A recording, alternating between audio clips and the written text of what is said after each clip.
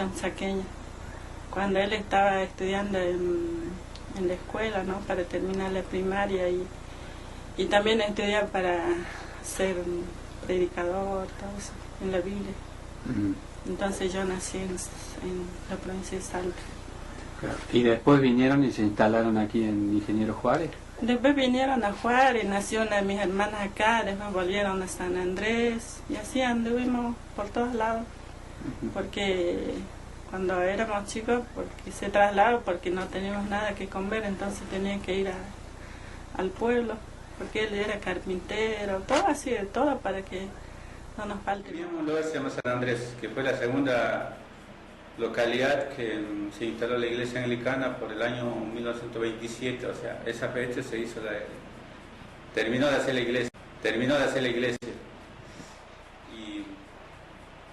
Y él de muy chico siempre soñaba ser intelectual, o sea, y buscar más curiosear cosas, o sea, porque una compilación de datos para ser intelectual. Y él quiso eso. Entonces tuvo la oportunidad porque la comunidad lo eligió. Y él se va hasta la misión chaqueña, o sea, de acá del norte venía caminando hasta Ingeniero Juárez, que son 100 kilómetros. Y él tenía que venir caminando. Llegaba acá, esperaba un tren que vaya hasta embarcación de ahí a misión chaqueña. Y ahí estudiaba. En primer lugar, cuando él quiso estudiar, era soltero y no podía estudiar porque está bajo el régimen de la iglesia. No tiene que ser soltero, tiene que tener mujer, si no puede pasar cualquier cosa, es estricto ese tema. Se junta con mi mamá, entonces se va hasta la misión chaqueña en Salta, estudia y cuando termina su 7º grado quiere seguir estudiando en el nivel medio. Y en esos años, porque yo nací en el 66, el 65 estaba allá. En ese tiempo no había escuela secundaria acá en Ingeniero Juárez. Entonces le dice a sus profesores, dice, yo quiero seguir estudiando. Sí, pero ya tiene hijos, tiene mucha responsabilidad y no puede seguir.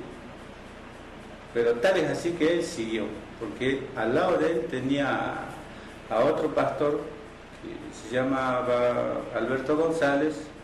Tal es así que eran tan amigos que durante 20 años después de su muerte, él no quiso tocar el piano. O sea, como todo padre, siempre cuando uno lo tiene presente, casi, o sea, no es que uno lo desprecia, pero siempre queda en un ambiente donde uno convive todo el tiempo y hay veces unos detalles que uno los obvia, ¿cierto? Y una vez que uno no lo tiene, entonces ahí surge por ejemplo, así como bien dice, algunos recuerdos, lo que te dejó, los trabajos que hizo, el valor que tenía. Entonces uno lo sabe ya cuando ya no esté. Bueno, o sea, yo lo veo de esa forma. Pero, o sea, en lo sentimental uno siempre lo lleva adentro, ¿cierto? Todo el tiempo. Porque en algún momento uno se emociona, todo cuando uno tiene o te encontrás en alguna dificultad, uno te viene a la mente eso, de que en un tiempo tuvo un padre, todo eso. Entonces ahí sí uno recuerda todo el valor que tenía, las enseñanzas. Yo soy la segunda hija, no después de mi hermano. Así que desde que era joven y siempre estamos juntos con mi mamá.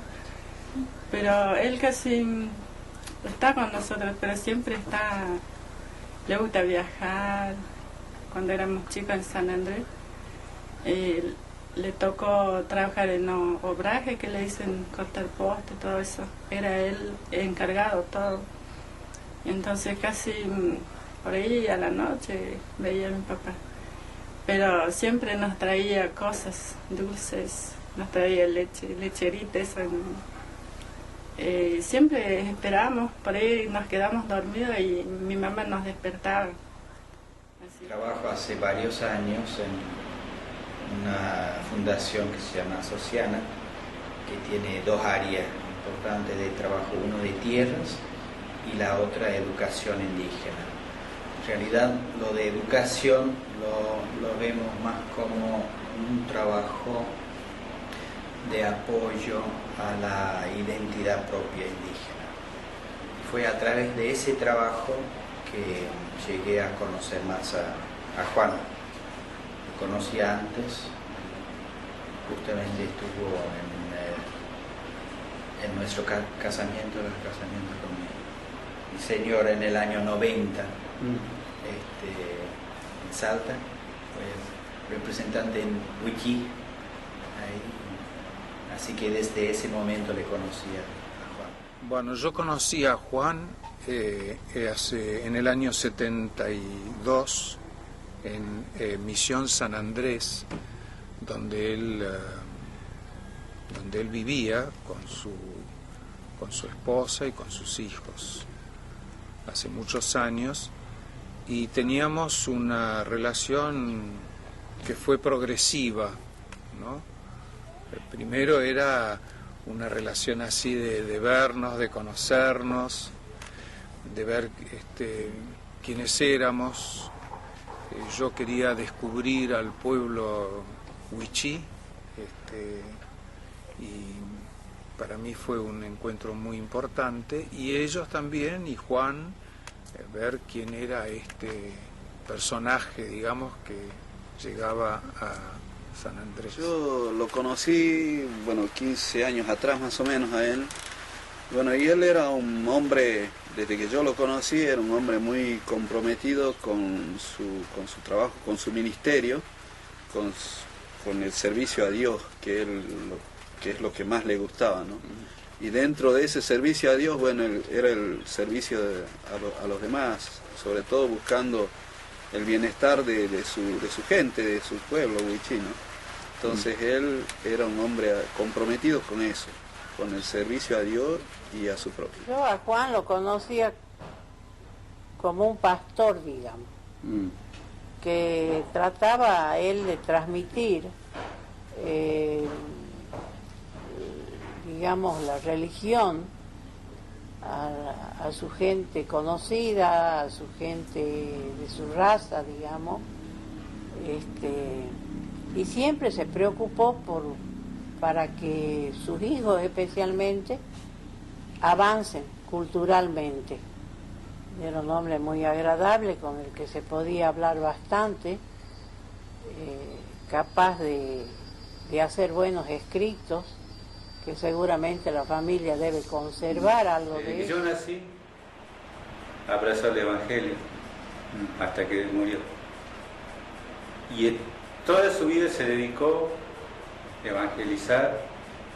Y entre tantos sueños que él tuvo, un día quiso, el día de mañana pudiera haber, una universidad a la modalidad, más disciplinada, porque a mí me hizo comer libros, A los 7 años tuve que aprender a leer, a escribir y leer libro tras libro, y no me arrepiento. Habré leído muchos libros. Y de eso, no estoy improvisado en eso. Cualquier libro de los famosos lo tengo claro. La Biblia, leí todo. Y gracias a Dios, esa educación rigurosa que me dio, años después me cuenta que tuvo unos profesores, él siempre nombra a Maurice Jones, a un Kevin, un australiano era, a Barbara Kitchen, unos ingleses, que al lado de ellos han aprendido a disciplinarse. O sea, sabemos quiénes son los ingleses, son estrictos, son rigurosos, porque ellos tienen esa metodología de ser intelectual y de paso poseer un poco de dinero, no como, de acuerdo después la famosa época de la Revolución Europea, después de la Revolución Francesa viene esta revolución que es intelectual o humanismo, como quieran llamarlo. Entonces, él tenía siempre eso, O sea, dice, puedes andar sin nada, pero tu oficio es lo que vale. Y actualmente soy carpintero, si tengo que laburar voy a trabajar, si yo... Carpintero, artesano, y lo mejor que nos dio fue las herramientas. Lo que más nos enseñó también es trabajar algo que es de uno, y entonces aprendimos a hacer eso. Trabajamos con algo que es nuestro nomás, y la carpintería, esto va a seguir por mucho tiempo, ¿cierto? Si no voy a estar yo, va a estar otro, mi hermano, mi sobrino, esa es la idea. Pero fue de todo un poco, por eso hay un poco de radio vieja. Él estudió también radio, o sea, electrónica, claro, pero de los años. Y también mi hermano, el más chico, él es radiotécnico también. Jesús, cuando él estaba acá en la tierra, él era un carpintero. Y de hecho, el carpintero moldea la madera, ¿no? Y en el aspecto espiritual, la función de un pastor o la función nuestra como dirigentes de la iglesia, bueno, esa es nuestra tarea, moldear la vida espiritual de las personas, el carácter de las personas, ¿no? Entonces, bueno, sí, él seguramente esa era su función, ¿no? De moldear la vida de las personas. Lo apasionaba la artesanía como un trabajo secular, pero pienso que también lo asociaba mucho con lo espiritual. Observaba a Juan, por ejemplo, él tenía su casa con Carmen, su mujer, y él abajo de un algarrobo grande con mucha sombra, él tenía una carpintería, ¿no? Y él, digamos, trabajaba en la carpintería, ¿no? Y hacía la carpintería como la hacían los antiguos, ¿no? Es decir, con hacha y con serruchos grandes, ¿no? Y después con los serruchos chicos para ir, digamos, armando el mueble, ¿no? Y la garlopa, y él pasaba muchas horas ahí en la sombra con su esposa, Carmen, con los chicos junto a su casa y trabajando, ¿no? Y bueno, a tal punto era esa imagen que yo tengo de él que un día le dije, yo no te voy a llamar más Juan, te voy a llamar San José, porque tenía para mí era como San José, porque San José, el esposo de María, ¿no? del Evangelio, porque Juan, además de ser carpintero, era un hombre bueno y un hombre justo.